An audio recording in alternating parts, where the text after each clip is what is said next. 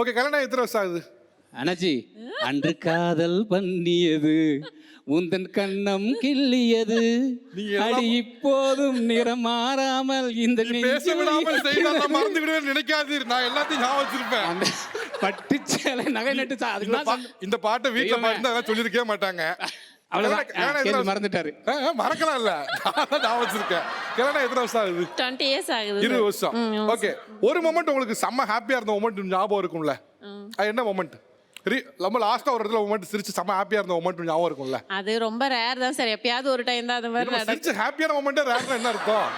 அவர் ஏதோ ரொமான்டிக் காதல் மண்டர் மாதிரி பாட்டுலாம் பாடுறாப்ல. பாருங்க அது கூட வெளியில தான் சார். வெளியில இருந்து ஃபோன் பண்ணா வெளியில யாருன்னா நான் பாட முடியுமா தலைவா? அதெல்லாம் அப்படி சொல்ல வரலங்க சார்.